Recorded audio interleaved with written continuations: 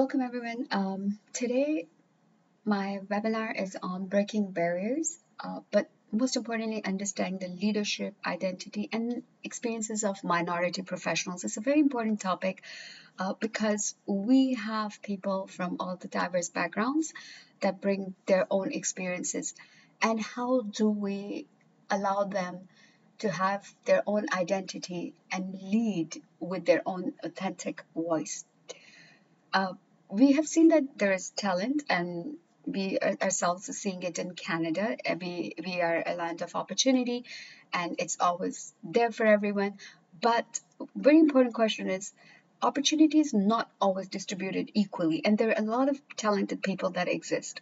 For many professionals, they find that they are very underrepresented in their backgrounds, and the challenge is not because there's a lack of capability. It's just how well can you navigate a system or the networks or the perceptions that are always not designed with minority individuals in mind. And thinking about the person who is the only one in the room, um, everybody is going to look at them and they stand out differently. The person who's constantly asked to explain their identity, it's the person who adapts their communication style to fit in, and then they feel invisible because there's so much impersonification. There's so much, I should say, uh, being someone else. So the person who have to prove themselves over and over, uh, they feel that they are being overlooked and they just get overlooked for advancement. So this is not a story of a personal failure. It's just kind of about more introducing the idea of systematic barriers, and it is a story that we really need to talk about. There's not a blame involved, but it's just kind of how we understand that there are individuals who are professional that come from different background. They are the minority, what their experiences are, and how can we fix it. And today in this series with Beyond the Blueprint, I want you to walk with me and let's have a look above and beyond the prints that we have set up in our organizations for these individuals, and how do we overcome. And I want you to explore evidence-based leadership, career growth, and workplace transformation. So this is going to be about breaking the barriers and understanding the experiences of minority professionals in leadership and how your organization can create that real inclusion. So one concept that I want to start explaining in the very beginning is that we see what we see in leadership is representation, and we call it a broken rung. This is the first step into management, the transition from individual contribution to a manager. And this is often pointed where many underrepresented professionals will face the biggest barrier. So for every 100 white men promoted to the managerial position, only 87 women of color are promoted as a manager, and only 73 black women are promoted to manager. So this is not about, again, as I said, capability. It is about having an access to visibility, access to sponsorship, and access to networks. The research on representation, I'm going to share some numbers with you. Globally, women hold only 32.2% of management positions. The women of color represent less than 4% of all C-suite roles, and that's in Fortune 500 companies. And at the current rate of progress, it takes more than 100 years to close the gender and a racial representation gap at the highest level of leadership. So the research on diversity in leadership, what really tells us is there is this one consistent story, which is representation matters. And when organizations have this diverse leadership, they perform better. A McKinsey report found that the companies in the top quality of their ethnic diversity are 36% more likely to outperform their peers financially. And companies in the top quartile of gender diversity are 25% more likely to outperform. So diverse teams are more innovative, they make better decisions, and they are more engaged. So when they are more engaged, diverse, and making decisions, of course, they bring more profitability. So why is it that the progress is so slow? And that is because diversity is not just about hiring someone with different color or skin. It is about creating that system where people from different backgrounds, diverse backgrounds, and talents can actually thrive. And in all honesty, that system is very often broken, and it really needs to be aligned. So I want to talk about this invisible challenge and the barrier that minority professionals face, and then how do we shift from that? Uh, because if you are often not visible, then there's no opportunity for you. So the very first challenge that I spoke earlier about is called the broken rung, and that's the very first step into the management, and that's the hardest. Not because underrepresented professionals will be incapable. It's just because that the promotion process is often subjective. It's based on visibility and the networks that people exist in. And then the underrepresented professionals, because they have less of the access to both, they don't get it.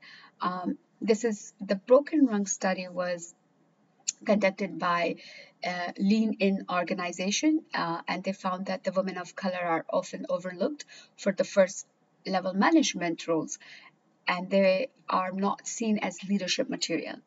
They are seen more as technically competent, but not as having the executive presence. The other aspect was that confidence was mentioned or leadership potential that was overlooked by organization. The second challenge that an organization face, uh, or I should say, is uh, not looking at, but minority professionals face is called cultural tax. This is the extra effort that minority professionals often experience explaining their identity, then adapting their communication style, then proving their credibility over and over. And I'll tell you personally, I've been through it, I've seen it, where you have to prove your credibility over and over, and it gets to the point where you're like, is there a point? So let's look at it this way. Imagine you being the only person of your background in a meeting, and the feeling and the weight of representing your entire group is very heavy. Now imagine that you're being asked to explain the cultural practices or to justify your presence. Other thing that we experience is imagine that constantly aware that your communication style is being judged differently. A 2024 study found that 45% of employees from underrepresented backgrounds said that they felt pressure to code switch. They were pressured to change their speech, their behavior, the appearances of fitting into the workplace norm, and the cost was quite real. So code switching is very, very draining, emotionally very draining, and it undermines the authenticity that you bring as a person. It reduces the energy available to actually do the work. And a study published in 2017 showed that code switching can lead to feeling of inauthenticity, moreover, low self-esteem, and then it increased the risk of burnout, depression, and anxiety, which directly impacts your mental well-being. And then it can cause people from questioning their belonging to the workplace, and they start to hesitate to share their ideas. The other biggest challenge that we see is the stereotype threats. So this is the fear of confirming a very negative stereotype about one group or about your group. It is the anxiety that arises when you know you are being judged, not just on your performance, but on your identity. So stereotype threat has shown that it reduces performance in high stakes situations. Often in a woman, when a woman knows that the women are often judged as not good at math, she may underperform on a math test. When a person of color knows that they are often perceived as less qualified, they may just second guess themselves in an interview. And these are not imagined barriers, there are actual real barriers that can be measured. And these barriers are real, measurable, and they have real consequences. So now if we go back again and we look at it, we need to understand that when a company has a culture that is competitive, hierarchical, and sometimes toxic, then it becomes a place where diverse background cannot exist. And I've said it numerous times in my webinars that diverse background is uh, has to be safe and hard driver, not soft, right? So we as an organization needs to start looking at it, how we can shift from that culture, change it. How can we bring invested sponsorship programs for women and people of color? And it should not just be mentorship. So a very good thing is that Microsoft had actually invested in sponsorship programs for women and people of color that went above and beyond just mentorship. Other thing is, how do you measure the diversity goal for your senior leadership? Uh, how do you create employee resource groups that give underrepresented professionals a sense of community and support? And then how do you make sure that there is an inclusion in the key part of leadership evaluations? So if you want to increase your industry value, market value, not just by dollars or stocks, but by actually getting people that are qualified, minority individuals that are qualified, and you pick that cream de la cream from the pool and bring them into your organization, then you really need to understand, how can I, as a company, become a place, or as an organization, become a place where people really want to work, that they look forward to working?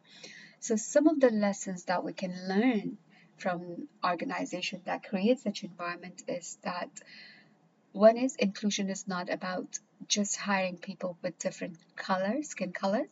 It's more about hiring people and creating environment where their talent can thrive. Then we also should look at leadership as real hard driver of growth, in terms of it that it really matters, and it should be priority. It should not be just a checkbox criteria or set example.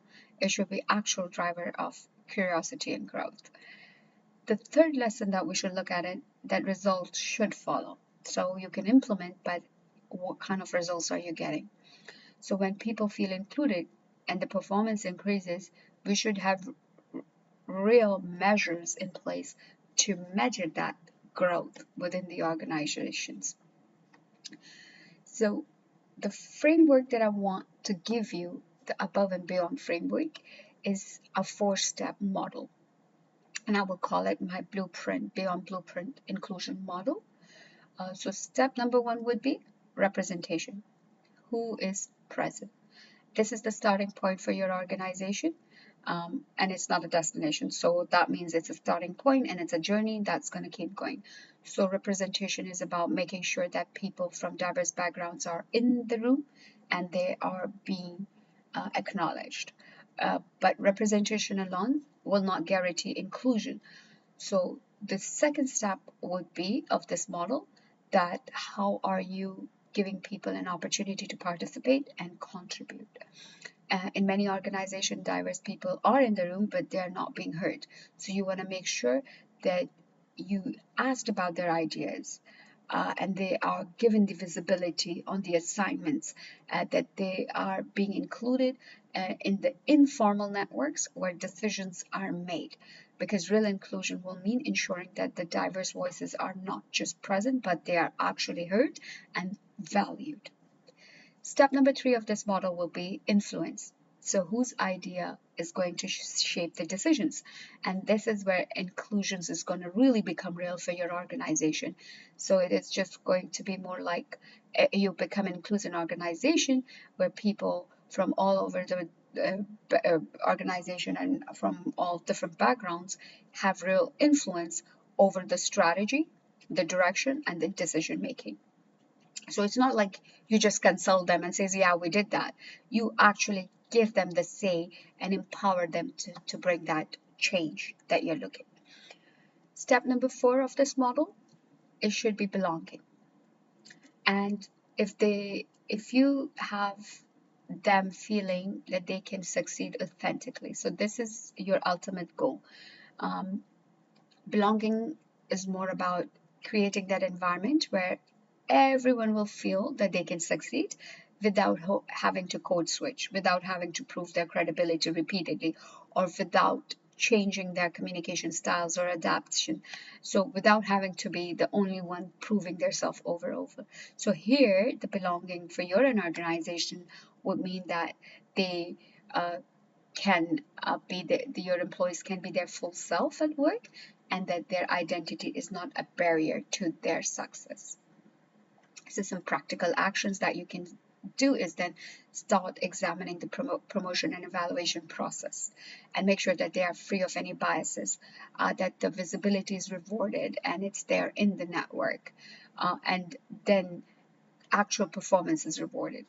The second thing that I want you to do is, as practical, is to invest in sponsorship for underrepresented professionals.